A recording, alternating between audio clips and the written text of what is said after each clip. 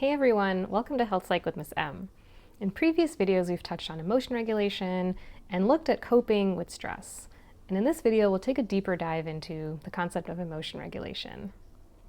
Emotion regulation can be thought of as how we control or adjust our emotions. We can think of it as just dealing with our feelings so that they don't overwhelm us.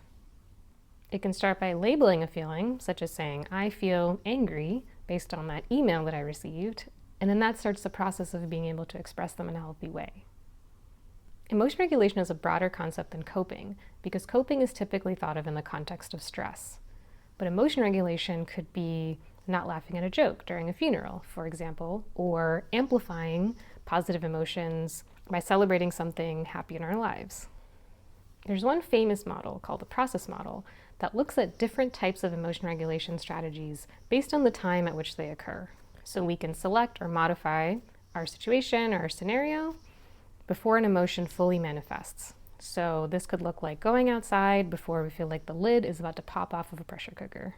Another strategy is distraction that can be effective for highly upsetting stimuli. So it's a really good temporary go-to strategy. Like I like to watch medical dramas that can take off some of the intensity and edge off of personal things going on. In contrast, we can choose to concentrate on positive stimuli.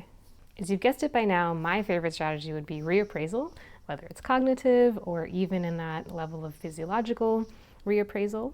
So before an emotion fully occurs, we could reframe failure into opportunity, for example, and this is where some of that active reflection and introspection could be helpful to allow a more positive and growth orientation to occur rather than negative emotions to manifest if we would still be stuck in that failure sort of mindset.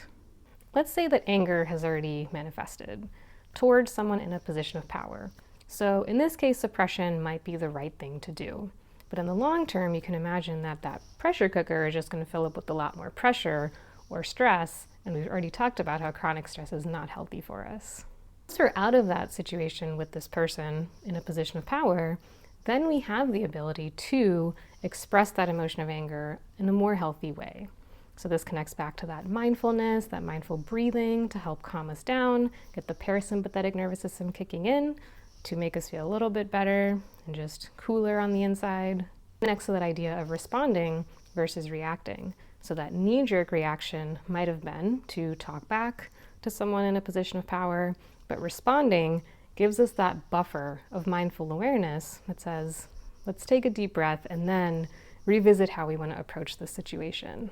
We might tap into some mindful acceptance, which isn't supposed to be seen as some sort of resignation, like it is what it is, everything sucks, but rather more of a acceptance of reality and the way things are rather than resistance, so that we can work on whatever we need to do to make a healthy change.